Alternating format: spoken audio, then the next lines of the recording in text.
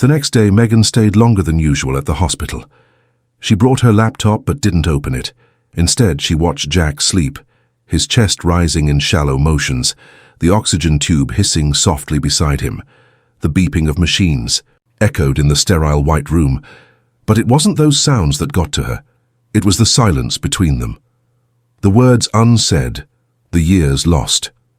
She walked over to the window and stared at the hills in the distance, remembering how they used to hike up there as a family on weekends. Jack would carry her on his shoulders, while her mother laughed behind them, camera always ready. Those days felt like someone else's life now, an old home movie locked away in her memory. She turned back to him. "You know," she said quietly, "I used to think you loved that dog more than us." Jack stirred, his eyes still closed, but he was listening. "But now I see he was the only thing you had left." Jack opened his eyes, slowly. His voice cracked like dry leaves. "He never left, not once." Megan sat back down beside him. "Then let's not leave him behind now." That night she met Danny near the edge of town at Jack's house. It hadn't changed. Same green shutters, same dented mailbox. But the lawn was overgrown, and the porch light flickered like it was tired too. Buddy barked when he saw Megan, but it wasn't loud. Just a soft woof, like a tired hello. He limped toward her, his muzzle graying and eyes cloudy, but his tail still thumped when she knelt down to scratch behind his ears. "Hey, old boy," she whispered. "Are you ready to see him?" Danny brought out an old wagon from the garage and padded it with pillows and blankets. "This'll do," he said. "You sure about sneaking him in?" Megan nodded. It's not about rules anymore. They wrapped Buddy gently in a flannel blanket and loaded him into the back of Megan's car. The drive to the hospital was quiet, broken only by Buddy's soft whines and Megan's trembling breath. She parked at the staff entrance. Sam, the night nurse she'd confided in earlier, was already waiting in scrubs and a hoodie, her badge. Turned backward. "You really did it," Sam whispered, eyes wide. "We can go in through the east corridor," Sam said, leading them quickly through a back hallway.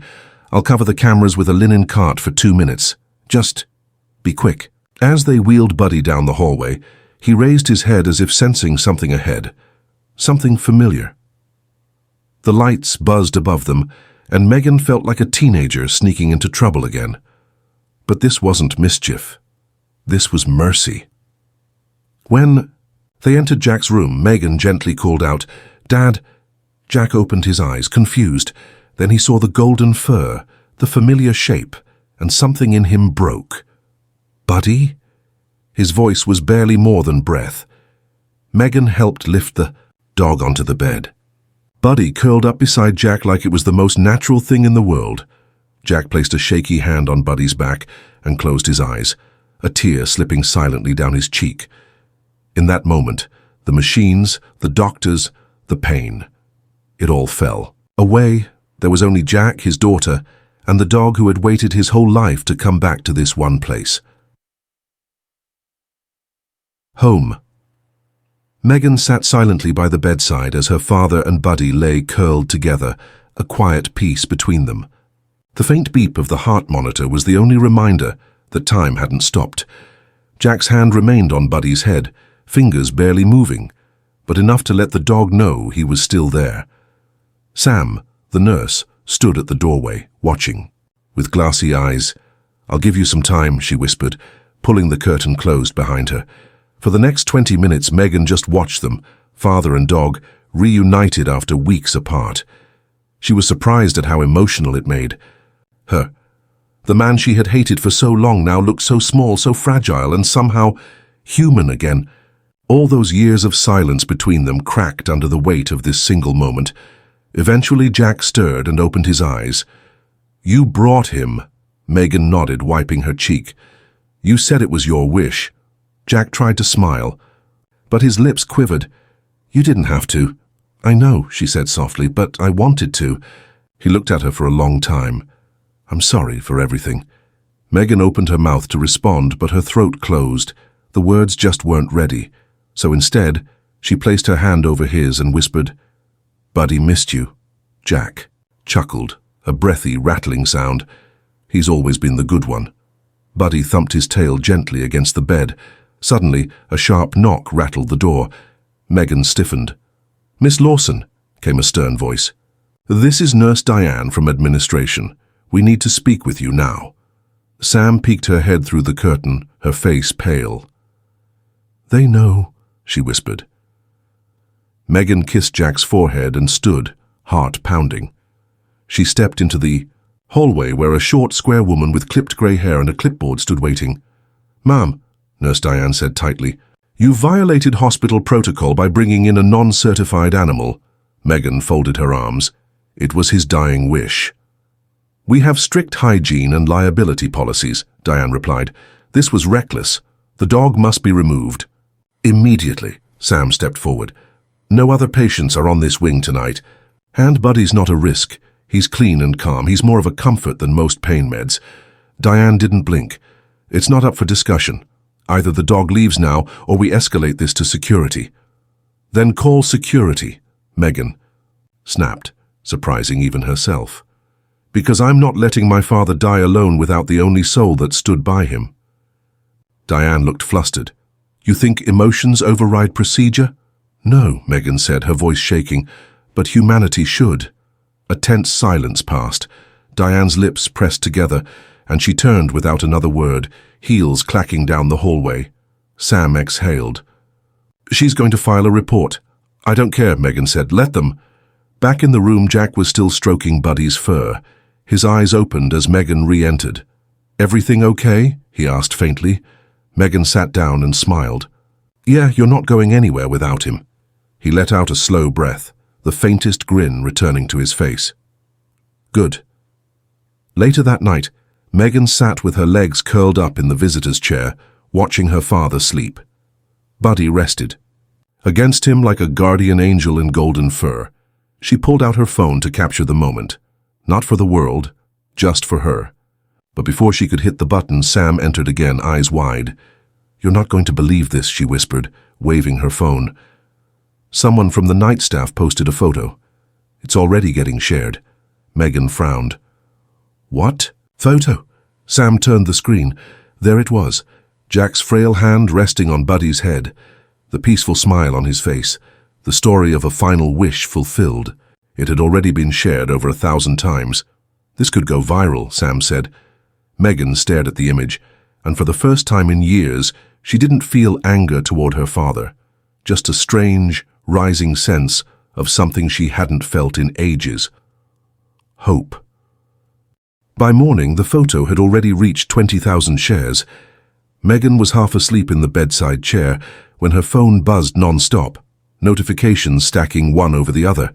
She rubbed her eyes, expecting work emails or missed messages. But when she opened the screen, she froze. This is love. A daughter's devotion and a dying man's last wish fulfilled. Whoever this man is, he deserves our prayers. The post had gone viral. Comments poured in, thousands of strangers pouring their hearts out. Veterans, nurses, grieving families, people from as far away as Australia shared their own stories of final goodbyes and loyal dogs. Somehow, the image had touched a universal nerve. Megan blinked at the sheer volume Jack stirred. "Morning," she said gently. He turned his head with effort. "You're still here. I'm not going anywhere." Jack looked down. Buddy was still pressed against his side, snoring lightly. "Is this heaven?" he asked weakly. Megan smiled. "Not yet. But something strange is happening." He squinted at her. "Strange?" She held out her phone. "You're famous." Jack stared blankly. Megan scrolled through the flood of comments and held it up again. "The photo of you and Buddy. It's everywhere. You've become a symbol for love and loyalty, for dying with dignity." Jack chuckled. "Well, better late than never." The hospital administrators weren't so amused. By mid-morning, 2 men in suits arrived. Megan met them in the hallway while Sam stood guard by the door. "We represent hospital risk management," one of them began. "There's significant concern about the unauthorized presence of a non-service animal in our care facility." Megan crossed her arms. "You want to kick out a dying man's dog now that the world is watching?" They hesitated. "Our interest is in patient safety and legal exposure. There's liability, there's humanity," she interrupted. The taller man cleared his throat. "We're aware the post has gone viral, but that doesn't exempt anyone from consequences." Sam stepped forward. "You do realize your hospital is currently trending for something positive, right? People see this story and feel hope. That's rare these days." The suits exchanged a glance. "We're not saying there won't be internal discussions," one said. "But for now, the dog can stay." Megan nodded curtly. "Good call." Back in the room, Megan sat beside her father as she updated him. "They're letting Buddy stay. Seems like you've changed some minds." Jack shook his head in disbelief. "I spent my life pulling people out of fires, and it's a dog that finally gets me noticed." "You've always been more than that, Dad. People are just now catching up." Jack looked at her with sudden clarity. "Why did you come?" She hesitated. "Because I was angry, but not heartless." He nodded. "I never stopped thinking about you. Never stopped hoping you'd forgive me." The air thickened with old pain. Megan looked down at her hands, unsure if she could open the door he'd left locked for so long. But Buddy, as if sensing the emotional tension, lifted his head and placed a paw on her lap. She let out a breath. "Maybe. This is a start." That afternoon, a local news team called. They'd seen the photo and wanted to cover the story. Megan declined. This was still private, but the story was out now. There was no stopping it. Sam entered later that evening with an envelope in her hand. "This came through the hospital's general inbox," she said, "from a woman named Linda Hanley in Chicago." Megan opened it and read aloud. "I lost my husband last year. I wish someone had made sure he got to see our dog one last time. Thank you for giving others a blueprint of how to be brave." Tears filled Megan's eyes. She looked over at Jack, who was asleep again, his chest barely moving. She didn't know how many days were left. But she knew one thing. This, right here, was the beginning of something bigger than any of them realized. The next morning, Megan walked into the hospital lobby to get coffee, and people actually applauded, startled. She turned to see an older man in a Vietnam veteran cap give her a thumbs up. "You did good, sweetheart," he said. "Reminded the world what love looks like." She nodded, stunned. The barista behind the cafe counter handed her the drink and smiled. "It's on the house," she said. "For you and your dad." Megan walked back to the room in a haze. She hadn't asked for attention. All she wanted was for Jack to pass in peace, with his best friend by his side. But the story had taken on a life of its own. Back in the hospital room, the atmosphere felt warmer. Jack was awake, propped up on pillows. Buddy nestled next to him as if the two were fused together. The dog barely moved unless Jack did. "You're a bit of a celebrity," Megan said, setting the coffee down. Jack's lips curved. "You mean Buddy is?" Megan laughed. "True." She pulled up her phone again. Her inbox was full of interview requests. One was from Good Morning America, another from BBC World News. She scrolled further and found dozens of direct messages. Some shared stories of last goodbyes, others asked if they could visit. One man even offered to donate money to a cause in Jack's name. "I don't want all that," Jack muttered. "I know," she said, "but people feel connected to this, like it gave them something they didn't know they needed." A knock interrupted them. It was Dr. Patel, Jack's oncologist. He walked in holding a tablet and a tight smile. "Morning, Jack. Megan." "Doc," Jack croaked. "I've been following your story," Dr. Patel said gently. "You've created a ripple far beyond these hospital walls.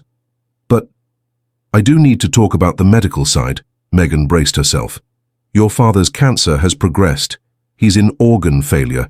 At this stage, it's about comfort. Days. Maybe hours." Jack nodded slowly, absorbing the news without flinching. Dr. Patel added, "We'll keep the pain under control, and whatever time he has, we'll make it peaceful." After he left, Megan sat back down and placed her hand over her father's. "I'm here," she whispered. "I'm not going anywhere." Jack didn't speak. His eyes drifted toward the Y. A window where the light filtered in through thin curtains, casting soft golden stripes across the floor. Like a memory you could walk through. "I've been thinking," he said suddenly. "About your mom, the fire." Megan held her breath. "I wasn't late because I didn't care," he said, eyes wet. I was held back, trapped at a call across town. I tried to get to her. God knows I did. Megan's throat tightened. Blamed you, she whispered. Because I couldn't blame anyone else. He turned his head toward her. I blamed myself too. Every single day. She nodded slowly. I know. They sat in silence, and for the first time, it wasn't heavy. It was healing. A few hours later, Sam returned with an envelope. You're not going to believe this, she said. A dog hospice foundation from Minnesota just sent this. Megan opened it. Inside was a letter and a check for $5,000. We want to help grant other final wishes like Jack's. Let's make it possible for patients to say goodbye to their pets. You've inspired something powerful. Megan read it out loud and Jack gave a faint chuckle. Well, how about that?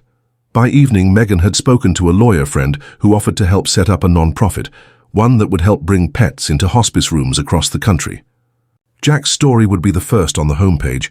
As the sun dipped below the horizon, golden light poured into the room. Buddy lifted his head and licked Jack's hand, then settled again. Jack looked at Megan. You stayed.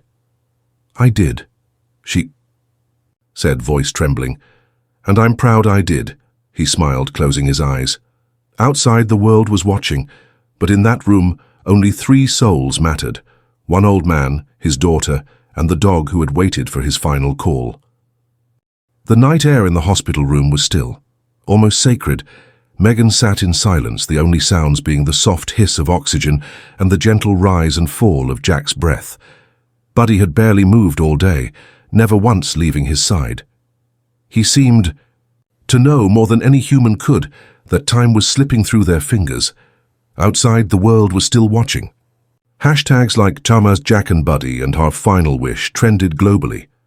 People were sharing stories of pets who stayed beside them through grief, illness, divorce, war. The story had tapped into something deeper than news. It had awakened memory, loss, and love.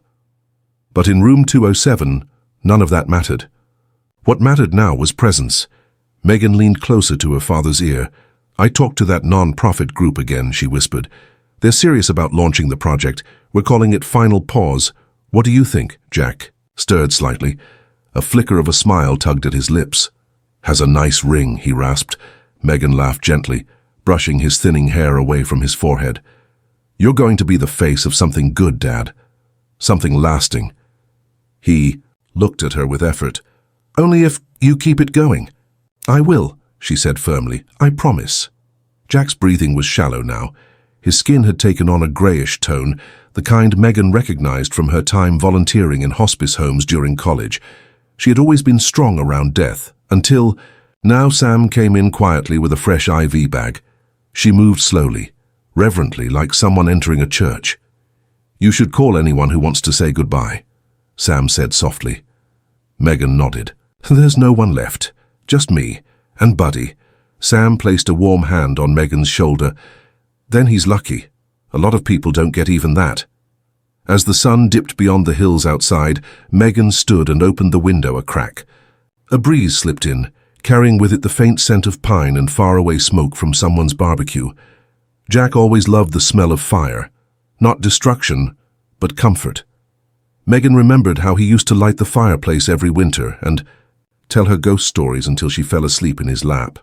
She walked over and gently kissed his forehead. You can rest now, Dad. Jack opened his eyes one final time and looked toward Buddy. The dog blinked, then slowly rose, pressing his snout into Jack's chest. Jack's voice was barely audible. Good boy, always. Then, as if something inside had gently untied, Jack exhaled and didn't inhale again. The machines didn't scream, they simply slowed, then stopped. Buddy whimpered once, low and long, and then lay back down across Jack's legs, guarding him in stillness. Megan sat down slowly, placing both hands over her face. She didn't sob. Not yet. The moment was too fragile for sound. Sam turned off the monitors and pulled the curtain closed, then backed out, giving them the room. Megan reached out and stroked Buddy's fur. He's gone, boy. Buddy let out a low sigh, resting his chin on Jack's blanket. A few moments later, Megan stood and opened her phone. She hesitated, then took a single photo. Jack, peaceful in eternal sleep, with Buddy keeping vigil. No captions. No hashtags, just memory. She sent it to Sam. No press, just archive it, okay? Sam replied with a single word. Understood. Later that night, Megan took Buddy's leash and sat with him under a sky full of stars. The hospital building loomed behind them, but it felt distant now. You stayed until the end, she whispered to Buddy. Now I'll take care of the rest. The dog nudged her hand gently, and in that moment Megan knew something sacred had passed between them all.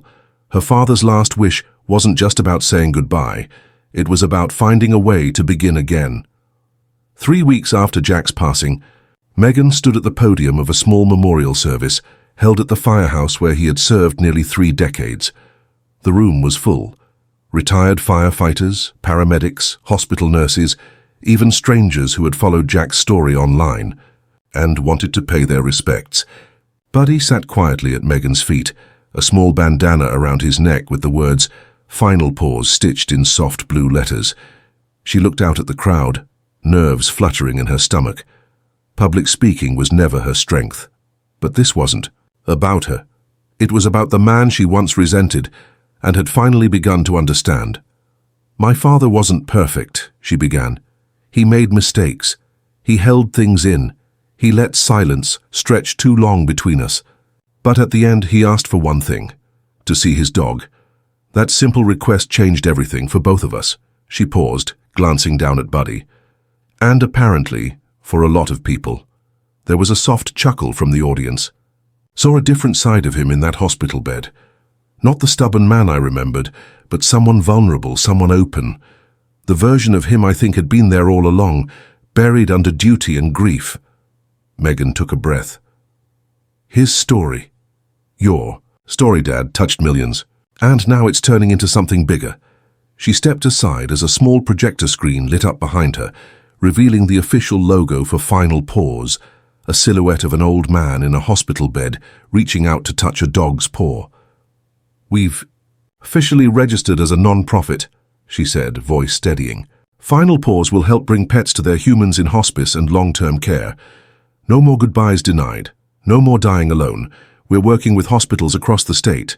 Our pilot program launches next month. Applause broke out, gentle, but full. In the front row, Sam from the hospital wiped a tear. The fire chief nodded solemnly. And Buddy, sensing the emotion, gave a quiet bark, just once, as if to say, I approve. Later, Megan stood near the back of the room as guests filtered out. A young man approached her with red eyes and a trembling voice. My mum passed last week, he said. She saw your dad's story online. It gave her the courage to ask for her cat in her final days. We got permission. She died with him curled on her pillow. Megan placed a hand over her heart. I'm so glad. You changed the ending for us, he said. Thank you. She nodded, too moved to speak. After everyone had gone, she stepped outside into the warm breeze. The late afternoon sun painted the sky with streaks of gold and pink, just like the day Jack had passed. She held Buddy's leash loosely in one hand as they walked to the edge of the firehouse lawn. There was a bench beneath a sycamore tree, and Megan sat down with a deep sigh. Feels like he's still here, she murmured. Buddy sat beside her, tail resting on her boot. She looked up at the clouds. You know, Dad, for a long time I thought you'd left me long before you ever got sick.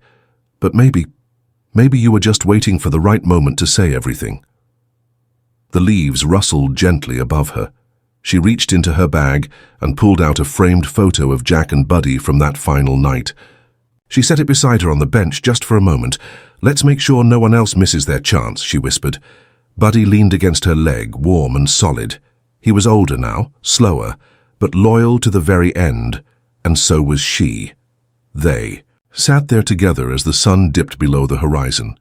2 survivors carrying the quiet legacy of a man who had once asked for just one thing: to not die alone. Months had passed since Jack's funeral, but the momentum behind Final Pause only grew stronger. Megan sat in a crowded conference room at a major medical symposium. The buzz was electric. Doctors, hospice nurses, pet therapists, and hospital administrators from across the country had gathered to discuss integrating animals into end-of-life care. Megan took a deep breath as she prepared to speak. She was no longer the hesitant daughter sitting beside her dying father. She was now a leader, a voice for countless families like hers. "We have to remember," Megan told the audience, "that dying well is as much about emotional connection as it is about medicine. Pets offer comfort, familiarity, and unconditional love. Their presence can ease anxiety, reduce pain, and restore dignity." She paused, looking around the room. Faces were nodding, some taking notes, others recording. One elderly nurse raised her hand. "How do you address allergies and infection control?" Megan smiled. "It's a balance. That's why we've developed strict guidelines, pet health checks, designated areas, trained handlers, but the benefits far outweigh the risks." After the Q&A, a line formed. People from hospitals and hospices wanted to partner with Final. Pause. One woman from a children's hospital said she wanted to start a program for young patients facing terminal illness. Megan's phone buzzed. A message from Sam. "Got a call from California. They want to pilot Final Paws next year." Later that evening, Megan returned home exhausted but exhilarated. Buddy greeted her at the door, wagging his tail despite his graying muzzle. The dog had been her constant companion through every step of this journey. As Megan prepared dinner, she scrolled through emails. One was from a man named Mark, a veteran whose wife had died alone in a VA hospital just weeks before Megan's father had passed. Mark's message was raw and desperate. "Your story gave me hope. I'm starting a support group for families who want their pets by their loved one's side in hospice. Would you consider a joint event?" Megan typed back quickly. "Absolutely, let's make it happen." The days blurred, calls, meetings, paperwork, but always with Buddy nearby, reminding her why this work mattered. One afternoon, as Megan walked Buddy through the neighborhood park, a young girl tugged at her mother's sleeve. "Mom, can I pet the dog?" The mother nodded and the girl approached Buddy cautiously. "Is he a therapy dog?" she asked. Megan smiled. "He's my hero." The girl's eyes lit up. "I want to help dogs too." Megan crouched down, brushing Buddy's soft ears. "You can, just remember, sometimes the best help is simply being there." That night Megan sat on the porch and stared at the stars. She thought of Jack, his stubbornness, his love, his final wish. She whispered into the dark, "Thank you for trusting me." Suddenly her phone lit up again. Another message, this time from a major news outlet. "Your story has touched millions. Would you join us for a feature interview?" Megan smiled and typed back, "Yes." Her father's wish had started with a dog by his bedside, but it was becoming a movement, and Megan knew the ripples would keep spreading, one paw print at a time.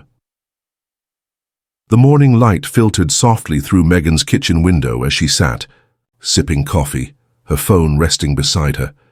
Today was the day of the televised interview, a chance to share Final Paws with the world in a way she never imagined possible. Buddy lay curled at her feet, the quiet calm before the storm. Megan's thoughts drifted back to Jack, the stubborn man who had kept so much inside, yet whose last wish had sparked something extraordinary. She smiled softly, feeling his presence in the room. The studio was buzzing with activity when Megan arrived. Cameras, lights, and crew filled the space, but somehow the nerves stayed at bay. She reminded herself this was bigger than her fears. It was about the countless people who needed this program to exist. When the cameras rolled, Megan spoke openly about Jack, the pain, and the power of a simple, loving dog's companionship during the hardest moments of life. The interviewer's questions were thoughtful, and Megan felt a deep connection with the audience, even unseen. That night, as the episode aired, messages poured in, texts, emails, social media posts from all over the country and beyond. People shared their stories of pets who had been their lifelines, families who had lost loved ones without that comfort, and those inspired to volunteer or donate. A week later, Megan received an invitation to speak at a national hospice conference in Washington, D.C. It was the kind of recognition that once seemed impossible. At the airport, Megan stood watching Buddy, who had become older and slower, but no less loyal. He nudged her hand and wagged his tail with a spark of energy that melted her heart. "You ready, buddy?" she asked. He barked softly, as if to say, "Always." In Washington, Megan spoke to a packed auditorium, her voice steady and filled with passion. She shared how grief can isolate people, but love, especially through animals, can bridge that gap. Hospitals from multiple states expressed interest in partnering with Final Pause. Afterward, an older gentleman approached. "I'm John," he said. "I lost my wife last year. She passed alone without our dog. If only this had existed then." Megan reached out and squeezed his hand. "We're working to make sure no one else has to feel that." Back home, Megan found strength in small moments. A neighbor asking about Buddy, a child drawing a picture of a dog and a patient, a letter from a widow thanking her for the program. One evening, Megan sat by the fireplace, holding the framed photo of Jack and Buddy from that final night. Tears came not of sadness but of gratitude. She whispered, "You changed everything, Dad. You saved me." Buddy rested his head on her lap, warm and steady. The journey that began with one man's final wish had blossomed into a movement of compassion, connection, and healing. And though Jack was gone, his spirit lived on, in every paw print left beside a hospital bed, in every heart mended by love. Megan smiled into the firelight, knowing this was only the beginning.